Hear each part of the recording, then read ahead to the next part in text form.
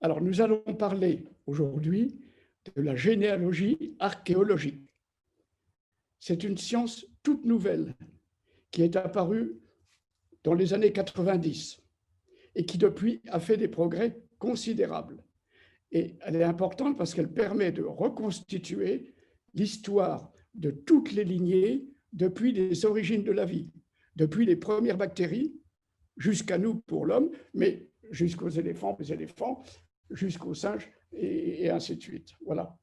Et donc, ce qui est important, c'est qu'elle permet aussi de reconstituer l'histoire de toutes les espèces dans le monde entier. Et pour l'homme, elle permet de reconstituer l'histoire de la colonisation de la planète par les hommes, ce qui est fort important. Alors là, je vais à la deuxième. Voilà. Alors, l'héritage génétique des ancêtres de l'homme. Il faut savoir que le génome est une mémoire vivante de l'histoire génétique de toutes les lignées depuis l'origine de la vie. Et toute cette histoire, elle est stockée dans chaque cellule de l'organisme. C'est la génétique qui a permis d'établir les relations précises avec nos ancêtres primates supérieurs, notamment avec le chimpanzé. Et elle a permis de préciser les rapports avec les espèces fossiles, assez nouvelles certaines, comme les Denisoviens, les Néandertaliens, par rapport à nous. Alors, le génome des primates supérieurs, il est très intéressant parce que quand on compare avec celui de l'homme, on s'aperçoit que le plus divergent avec l'homme, c'est l'orang-outan, qui diverge par 3,46% du génome, ce qui est peu. Le chimpanzé, lui, ne diffère que de 1,61%. Ça veut dire qu'on a 98% de notre ADN en commun avec le chimpanzé. Cela prouve que nous avons un ancêtre commun avec le chimpanzé. Nous sommes donc des cousins. Alors, sur les 3,5 milliards 000 paires de base du chimpanzé, il ne diffère que par 1,3% de substitution de certaines nucléotides qui touchent l'odorat, la reproduction et l'immunologie. Les différences entre l'homme et le singe seraient surtout des degrés différents d'activité de certains gènes. Par exemple, l'homme est plus vulnérable au sida, à l'Alzheimer, au cancer et au paludisme que le chimpanzé. Ce sont toutes ces petites différences qui font que l'homme est l'homme. Alors, pour commencer, il faut faire un petit rappel de l'arbre généalogique du genre humain. Voilà. Alors, sur ce tableau qui montre le diagramme d'évolution des hominidés, on part des australopithèques qui vivaient entre 6 millions et 2 millions d'années. De là est sorti et a émergé un homme, Homo ergaster, en Afrique. Et en Afrique, il a continué sur place en évoluant de ergaster, qui est d'ailleurs presque erectus, à erectus, et en haut en Afrique, jusqu'à l'homme moderne. Sur la gauche, en Europe, en Asie et en Amérique, on s'aperçoit qu'il y a eu une migration il y a à peu près 1,75 million ans, et un homme est parti, a migré jusque dans le Caucase, où il a donné une nouvelle espèce qu'on a appelée Erectus georgicus. Et puis, ils ont continué à évoluer et ils ont peut-être donné naissance à des hominidés dans certaines îles du Pacifique, mais ce n'est pas sûr du tout. Alors, ensuite, l'Erectus, vers environ il y a 600 000 ans, s'est séparé de la branche africaine, il a migré en Europe et en Asie, et il a donné deux nouvelles lignées. Les Néandertaliens, bien connus, et puis les Denisoviens qui ont été découverts il y a une dizaine d'années. Ces Denisoviens sont très intéressants, on les a trouvés dans l'Altaï, et on les connaît par leur ADN plus que par les fossiles. On connaît une dent, quelques ossements, mais très peu. Et ils sont très intéressants parce que ces deux lignées, Néandertal et Denisovien, ont rencontré les Homo sapiens qui sont arrivés il y a environ 60 000 ans en Asie et en Europe. Et ils se sont croisés avec les Néandertaliens, donc les hommes modernes, et les Denisoviens. Et c'est toute cette histoire que nous allons retracer. Les Denisoviens sont très intéressants parce qu'ils ont une origine commune. Vous les voyez tout en haut, avec la dent, l'un des seuls fossiles les plus importants. Et ils ont une origine commune avec les Néandertaliens il y a environ 600 000 ans. Et différents des Denisoviens. Ils sont vraiment séparés. Alors, on a fait une étude de génétique de comparaison entre les Denisoviens, les Néandertaliens et les hommes modernes. Et le résultat a été surprenant. On a comparé le génome de Néandertal à 5 individus d'hommes modernes actuels. On a étudié un San d'Afrique du Sud, un Yoruba d'Afrique de l'Ouest, un Papou de Nouvelle-Guinée, un Chinois et un Français. Et il s'est avéré que les Néandertaliens sont plus proches des 3 hominidés non africains que des 2 Africains. Pourquoi? Parce qu'ils se sont croisés et qu'ils partagent environ 4% de gènes en commun. C'est vraiment très important.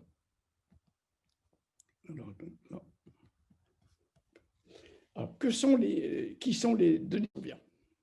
Les Denisoviens qui sont apparus dans l'Altaï, et leur histoire est très très mal connue, mais ils ont dû occuper l'Asie parce qu'on s'aperçoit que 4 et 6% de leur gène, de leur ADN et de l'ADN des hommes modernes du sud-est asiatique est commun avec les Denisoviens. Cela veut dire qu'ils ont eu des relations de parenté avec des populations actuelles de Papouasie-Nouvelle-Guinée, avec les Négrito-mélanésiens de Mamanoa dans les Philippines.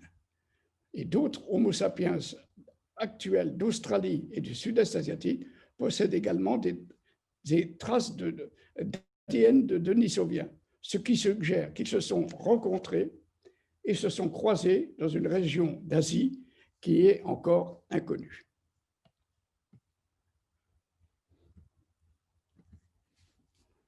Alors, nous allons reconstituer maintenant les migrations d'Homo sapiens d'après les données ADN. Alors, il faut savoir que pour reconstituer les haplotypes, c'est-à-dire les types génétiques qui permettent de distinguer chaque lignée, on utilise soit l'ADN mitochondrial féminin, c'est-à-dire l'ADN féminin. On vous expliquera dans une autre conférence à quoi correspondent ces données, l'ADN mitochondrial féminin, et l'ADN du gène SRY masculin, qui permettent de définir les types génétiques, les haplotypes, c'est-à-dire le code barre de chaque lignée. Et avec ces codes barres, on permet de préciser les relations de parenté et les migrations qui remontent jusqu'à l'époque préhistorique, ce qui donne des racines très profondes, d'où l'intérêt de faire des analyses de généalogie pour chaque individu actuel. Alors, l'ADN des féminins, il est apparu, d'après les données actuelles de génétique, mais les dates ne sont pas sûres parce qu'il y a des questions des vitesses d'évolution qui ne sont pas du tout vérifiées. Il y a apparu, il y a 170 000 ans à peu près, plus ou moins 50 000 ans, oui, c'est pas précis, il y a ce qu'on a appelé la plus récente ancêtre commune matrilinéaire de toute l'humanité féminine, qui a légué son ADN à ses filles en lignée directe jusqu'à nos jours. Toutes les dames ici présentes, toutes les femmes peuvent savoir qu'ainsi, ils ont un lien direct avec leur ancêtre commune la plus récente, l'ancêtre le plus récent, prouvé. Et vous avez ici toute l'évolution des types, des haplotypes connus dans ce monde. Alors, l'une des choses les plus intéressantes, c'était le premier travail vraiment fait sur les ADN, ça a été les relations entre les Africains, les Européens et les Asiatiques.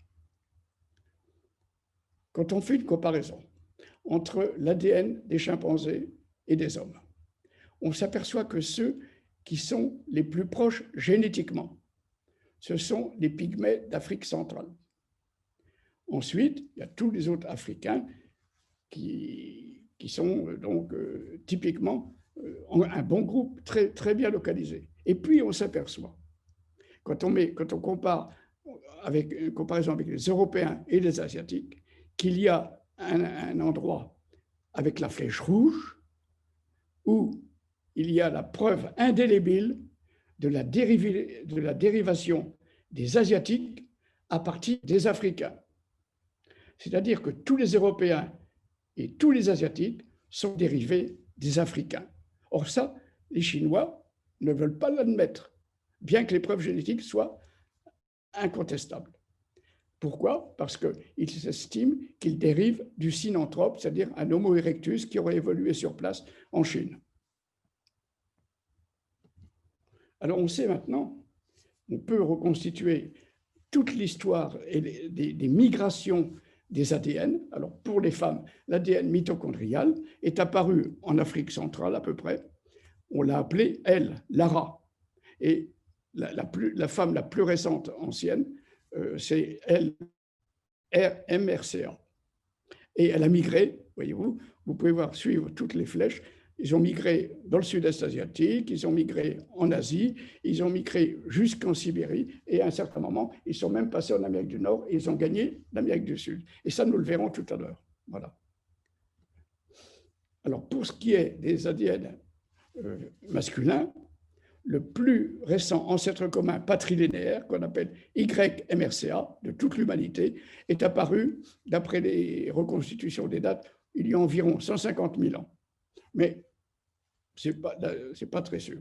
Alors, on a toute la dérivation, si vous voulez. Il y a maintenant des arbres génétiques encore plus compliqués parce qu'on a fait des progrès considérables.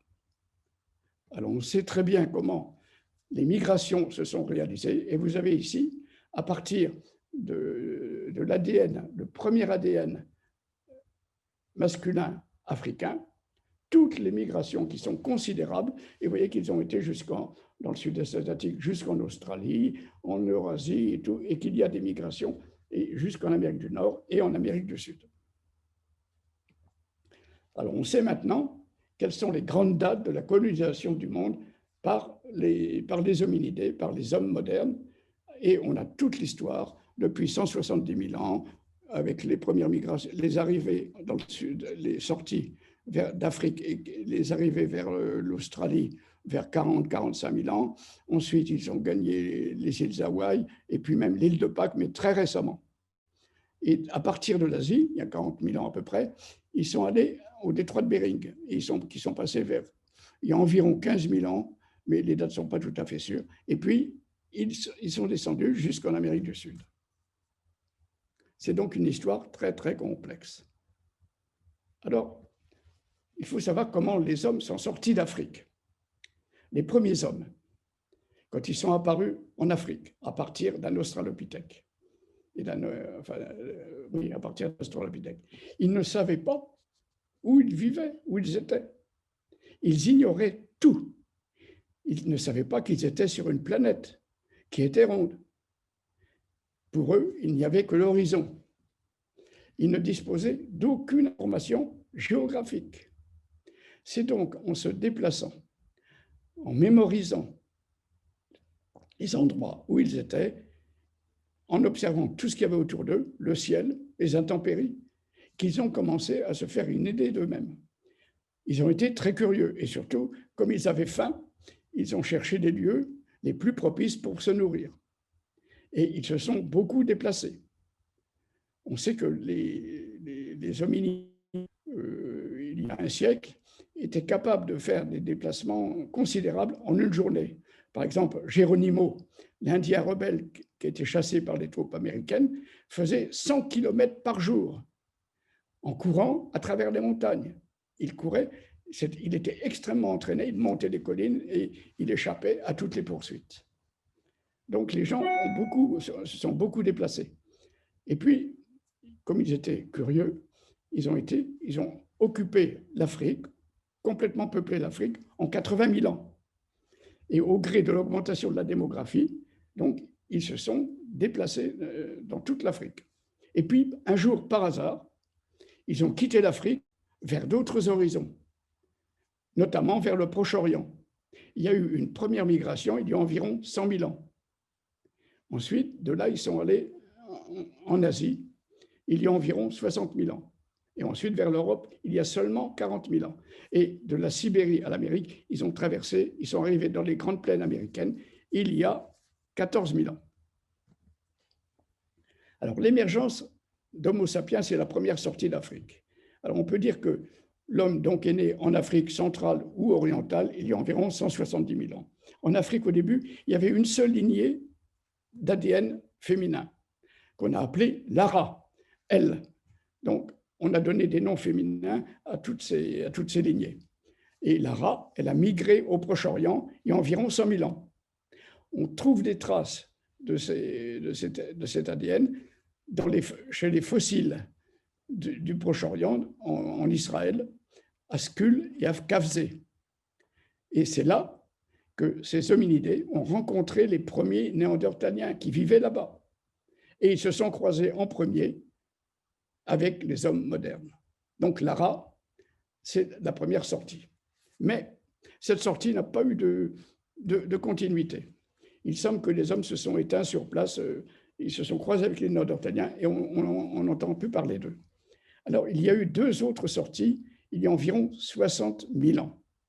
Alors, la première, en haut à gauche, au nord de la mer Rouge et par le Sinaï, ils sont repartis justement vers Israël et vers le Proche-Orient, vers la Palestine.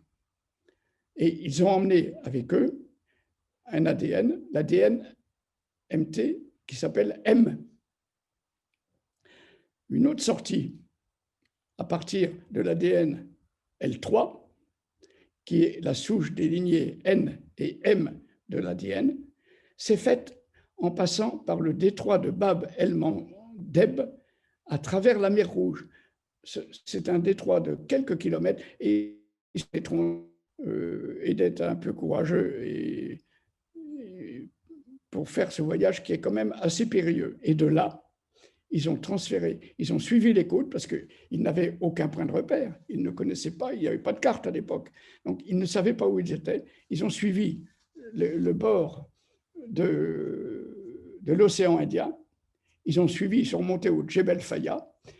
Ils ont été le long de la mer, le long de la péninsule arabique, où on trouve des sites, justement. Et puis ensuite, en passant en Mésopotamie, après, ils sont descendus vers le détroit d'Ormuz et ils sont allés vers le sud-est asiatique. Et c'est vers 60 000 ans, donc, cette deuxième migration, aussi bien au nord qu'au sud. Alors, en Asie, ils ont colonisé le sud-est asiatique. C'est-à-dire qu'ils sont partis il y a 60 000 ans et ils sont arrivés, ils sont arrivés aux Indes. Alors, ce qui n'était pas facile, c'est qu'il a fallu qu'ils traversent les grands fleuves qui se jettent dans l'océan Indien. Et ça n'a pas dû être très, très facile. Ils ont dû suivre les fleuves, ils sont montés à l'intérieur des terres, mais il y en a qui sont passés et qui sont allés vers le sud. Et aux Indes, on trouve les restes des populations anciennes qui ont vécu, qui sont arrivées là-bas. Ce sont les Dravidiens que l'on rencontre encore aux Indes, dans le sud de l'Inde et puis dans le nord-est de l'Inde. Et en continuant, ils ont été vraiment vers le sud-est asiatique. Et comme c'était pendant la dernière glaciation, c'est-à-dire que la mer, au moment de la dernière glaciation, il y a 20 000 ans, ou même avant, la mer a baissé de 120 mètres et ils ont pu passer à pied jusqu'à Bornéo, sur un territoire qu'on a appelé le Sundaland. Et c'est comme ça qu'ils sont arrivés, il y a 46 000 ans, en Australie, parce qu'ils avaient déjà inventé les bateaux il y a environ 60 000 ans. Alors, pourquoi c'est celui-là? Voilà. Alors, le peuplement de l'Eurasie, il a été réalisé à partir de la sortie de 60 000 ans qui s'est faite au nord. Donc, ce sont les haplogroupes dérivés de N et M entre 60 000 et 40 000 ans qui sont partis vers la Sibérie, la mer Noire, la mer Caspienne et d'autre part vers l'Europe à l'ouest. Alors, entre 60 000 et 40 000 ans, la grande expansion des Homo sapiens donc, se place au Gravétien, en Europe. Et les migrants nordiques dérivés de N et leurs descendants A, B, F ont rencontré les Néandertaliens et les Denisoviens. Et ils se sont croisés, ils ont coexisté avec eux et se sont certainement croisés entre 50 000 et 30 000 ans.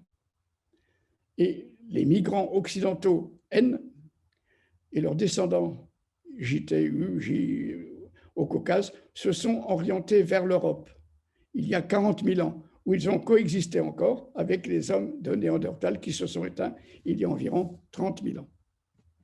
Alors, entre 40 000 et 20 000, la grande expansion donc, a été vraiment en Europe. Et là, tous les descendants de N et ses dérivés ont donné des tas de lignées qui se sont installées à l'époque où il faisait encore relativement doux. Mais il y a eu la glaciation. Et la glaciation, qui a eu lieu entre 80 000 surtout et 20 000 ans, mais surtout avec le grand pic à 20 000 ans, a imposé aux hommes de se replier vers le sud. Donc, les Néandertaliens en Europe étaient sur place et ils sont disparus il y a environ 30 000 ans. Et l'Homo sapiens est arrivé en Europe il y a 40 000 ans. Donc, ils ont cohabité pendant à peu près 10 000 ans. Alors, ce qui est intéressant de regarder, c'est quelle a été leur histoire. Alors, au sud des pôles, il y a eu des développements de très grands glaciers qu'on appelle des inlandssis, qui faisaient 3 à 4 km d'épaisseur et qui sont développés sur l'Islande, sur la Scandinavie.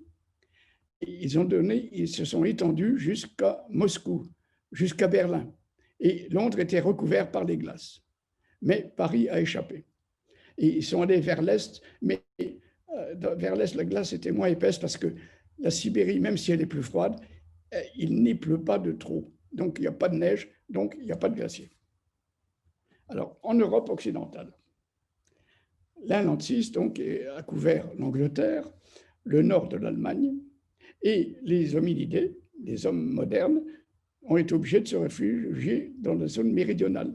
C'est ainsi que les formes qu'on a appelées Velda, Helena, Katrina, Tara, ce sont les groupes, les haplogroupes V, H, K, auxquels un collègue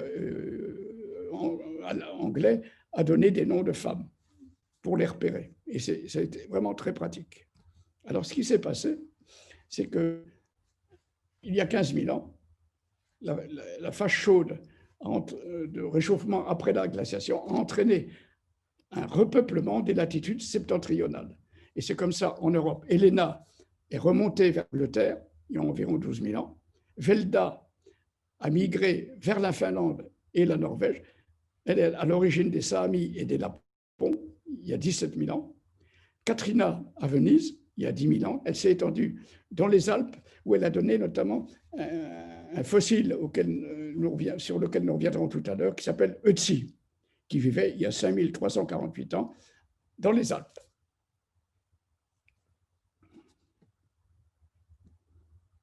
Alors, la conquête de l'Amérique. L'une des conséquences de l'expansion humaine, c'est le peuplement de l'Amérique du Nord il y a environ 25 000 ans. Les hominidés étaient en Sibérie. Mais la mer était plus basse de 120 mètres et l'Asie et l'Amérique étaient connectées par une terre qu'on a appelée la Béringie. C'est-à-dire qu'il y a eu des petits groupes, des clans de famille, des paléosibériens, comme ceux qui existent actuellement encore au nord de la Sibérie, qui ont gagné l'Alaska à travers la Béringie entre 30 000 et 25 000 ans. Mais il n'y a eu que 5 haplotypes de l'ADN-MT qui sont passés, A, B, C, D et X. Alors, ce qui est intéressant, c'est de constater la conquête de l'Amérique. Donc, il y a 18 000 ans, on pouvait passer à pied de la Sibérie en Alaska. Et à droite, la photo à droite vous montre la situation actuelle, où il y a un détroit, le détroit de Bering, qui est un endroit extrêmement battu par des vents. Alors, quand les hominidés sont arrivés en Alaska, ils ont eu une mauvaise surprise. Parce que les grands glaciers qui couvraient l'Eurasie, l'Amérique du Nord, étaient gigantesques. Et en Amérique du Nord, il y avait les Laurentides, les glaciers de la Laurentide et de la Cordillère qui, entre 20 000 ans et 14 000 ans, ont bloqué comme un mur de glace tout le sud de l'Alaska. C'est-à-dire que les hommes se sont heurtés devant un véritable mur de 2000 mètres à peu près et ils ont été bloqués, ils sont restés en Alaska. Mais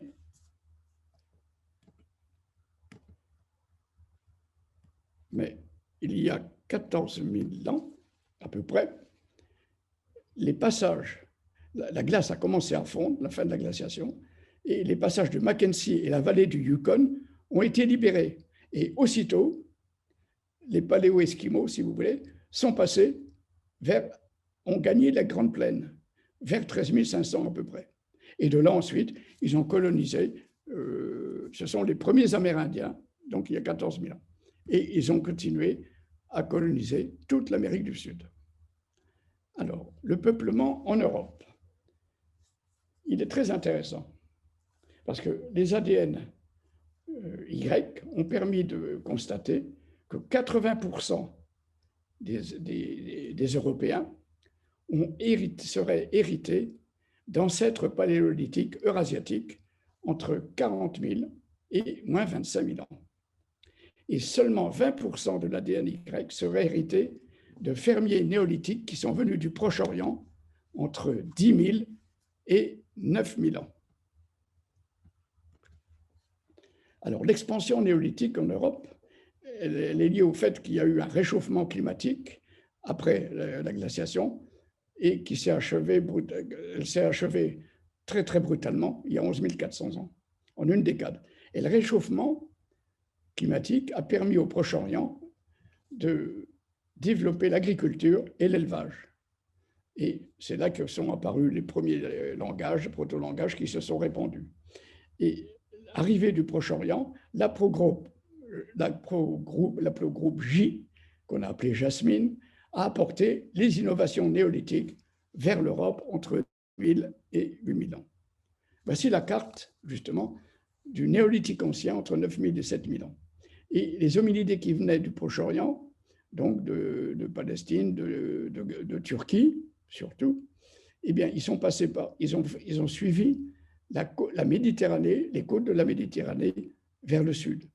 Et en suivant la Méditerranée, ils sont passés en Grèce, ils sont passés en Grèce, ils sont allés en Italie, ils ont été en Espagne, en Catalogne et jusqu'au Portugal. Et il y a eu une deuxième voie de migration à partir de la Turquie. Ils sont allés dans les Balkans et ils ont suivi la vallée du Danube. C'est ainsi que l'Europe a été peuplée progressivement. Alors, ce qui est intéressant, c'est que parmi les migrants, il y a les migrations des Indo-Européens qui sont venus d'Asie. Alors que les peuples, disons, néolithiques qui vivaient en Palestine et qui vivaient en Mésopotamie ont développé l'agriculture et autres, il y a les anciennes populations d'Asie, au nord, du côté de l'Oural, dans la population de Yamna, et ce sont des gens qui ont développé une culture extrêmement différente. Autant dans le sud, ils étaient assez pacifiques, mais dans le nord, ce sont des guerriers qui sont arrivés. Ces guerriers, il y a environ entre 6000 et 3500 ans, on les a repérés parce qu'ils ont un ADN tout à fait typique qu'on a appelé R1A ou R1B. Ce sont qui sont très typiques. Et alors, on a retrouvé ces R1A et R1b, ils sont allés vers l'Asie jusqu'en Chine, et ils sont allés aussi, ils ont descendu, ils sont allés aux Indes. C'est eux qui ont donné naissance aux Indo-Ariens.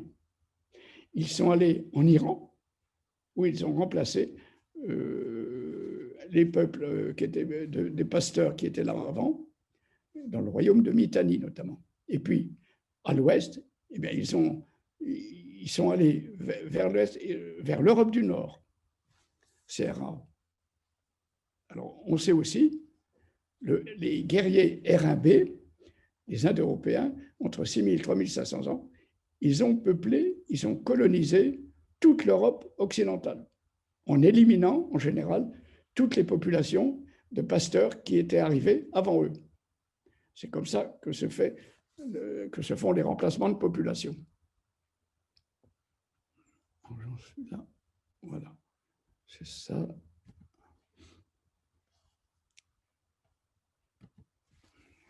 Alors, parmi les R1b, au moment de l'âge du fer, entre 3200 et 2500 ans, 2400 ans, il faut savoir qu'il y a eu un berceau alpin d'une population particulière.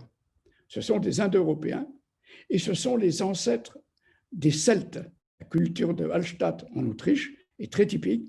Et ensuite, ces Hallstattiens, ces Celtes, ont occupé, à l'âge du bronze, l'Espagne, les Celtes, la Gaule, et puis les Britanniques.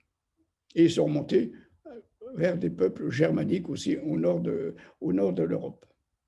Donc ce sont eux qui ont colonisé tardivement l'Europe et qui ont donné naissance à la population actuelle. Alors, il est intéressant de regarder un petit peu quelques ADN historiques, notamment.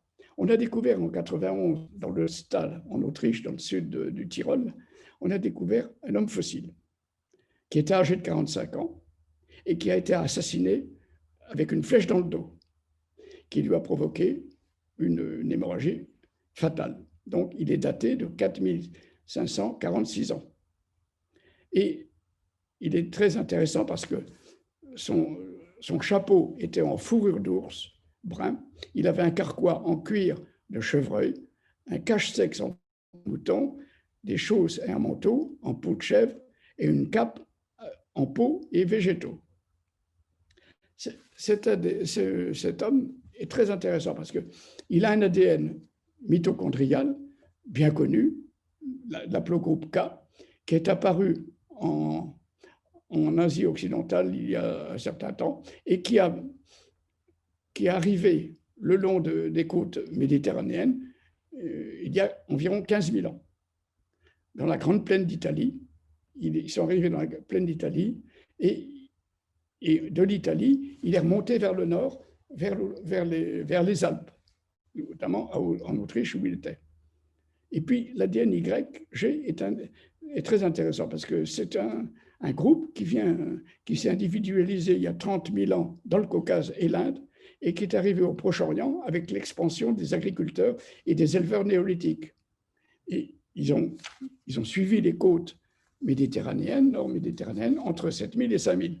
Or, Ötzi possédait un haplotype dérivé G2A2B qui se retrouve uniquement chez les populations des îles Tyrrhéniennes et notamment en Sardaigne, et 20% en Corse du Sud, ainsi qu'en Catalogne.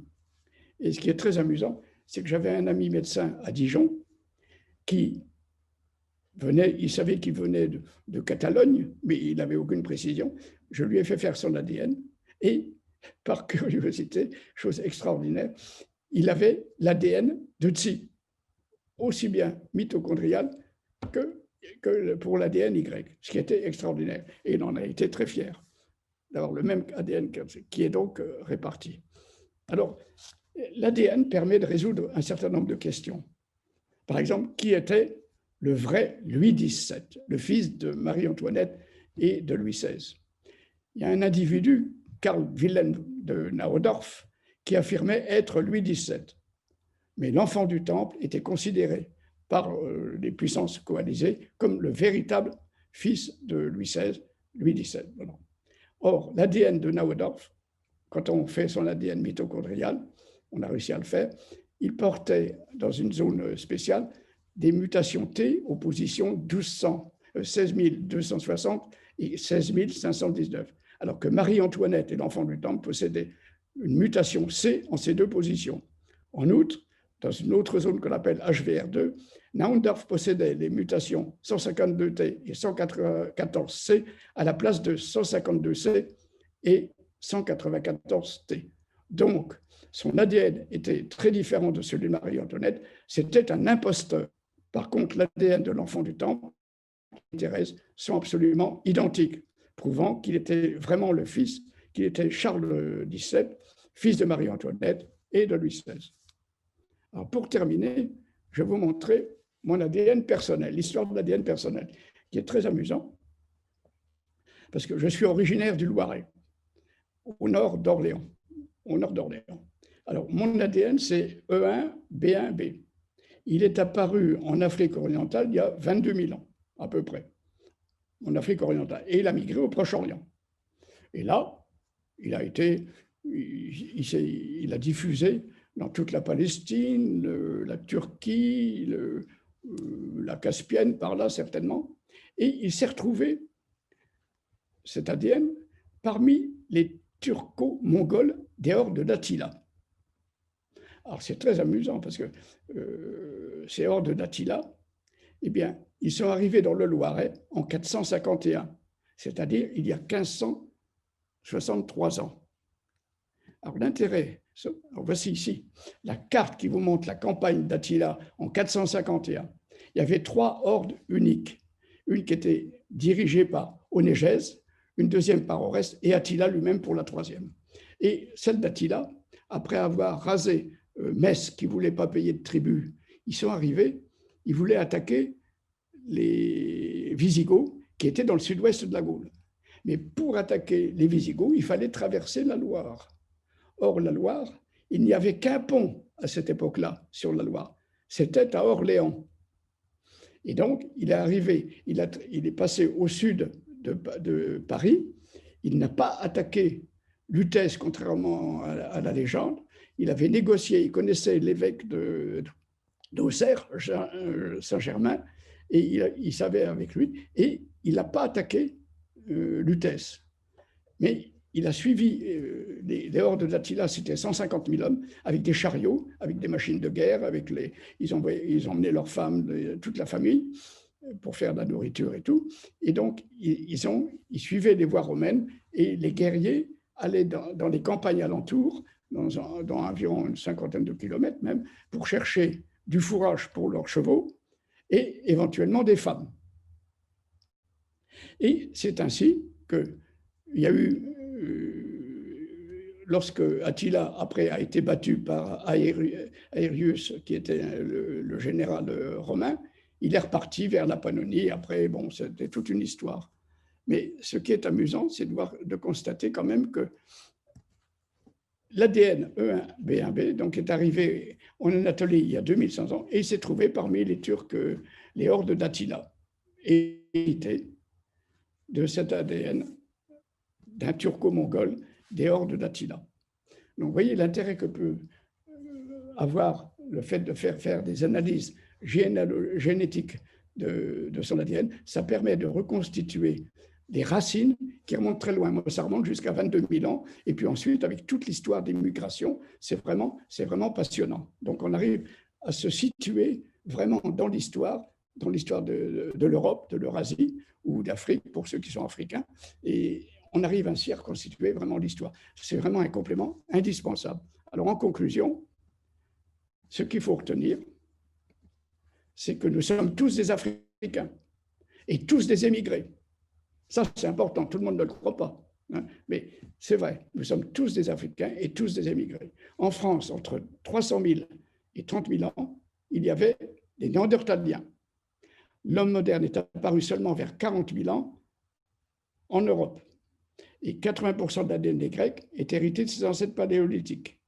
20% est hérité des fermiers qui sont venus du Proche-Orient entre 10 000 et 9 000 ans. Et puis d'autres proviennent surtout de toutes les migrations et des invasions qui sont intervenues depuis. Et les mouvements de population ont été incessants.